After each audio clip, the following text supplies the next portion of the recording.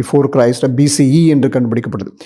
தெர்மோலுமினசன்ஸ்னால் என்னென்னு கேட்டிங்கன்னா, ஒரு பானை ஓடு எப்பொழுது வந்து சூளையில் ஆரம்பிக்கப்பட்டது என்பதை கண்டுபிடிப்பது தான் அந்த தெர்மோலுமினசன்ஸ் டேட்டிங். ஸோ அந்த டேட்டிங் மோரல்லஸ் வெரி ப்ரிசைஸ் அப்படிங்கிறதுனால பலர் அதை யூஸ் பண்ணிக்கிறாங்களே. இது வந்து இந்த புரோலா அகழாராய்ச்சி ஒரு மிகப்பெரிய திருப்புமுனை என்று சொல்லலாம். இது ஒரு ஆதாரம் நமக்கு கிடைத்துள்ளது.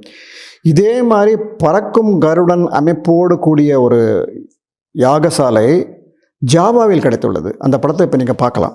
மிக அபூர்வமான ஒரு ஆதாரம் இது. இந்தோனேஷியா நாட்டில் உள்ள ஜாவாவில் இதனுடைய காலம் 16வது நூற்றாண்டு. பறக்கும் கருடன் அதில் உருவான யாகசாலை. இந்த யாகசாலையில் ஏகப்பட்ட பானை ஓடுகள் கிடைத்தன. நிறைய கிரெயின்ஸ் கிடச்சிருக்குன்னு கேள்விப்பட்டோம். அரிசி, பருப்பு எல்லாமே கிடைத்திருக்கிறது. சில மெட்டல்ஸ் எல்லாம் கிடைத்துள்ளது. ஆனால் இந்த ஆராய்ச்சி முழு அளவில் நடைபெற்றதாக தெரியவில்லை. ஆனால் இந்த படத்தை பார்த்துட்டு சில ஆய்வாளர்கள்லாம் சொல்கிறாங்க, எக்ஸாக்ட் மெஷர்மெண்ட்லாம் பர்ஃபெக்டாக இருக்குது. ஒரு யாகசாலை எப்படி அமைக்க வேண்டுமோ அந்த மாதிரி அமைத்து உள்ளார்கள் என்று கண்டுபிடிக்க. இதனுடைய காலம் 16வது நூற்றாண்டு.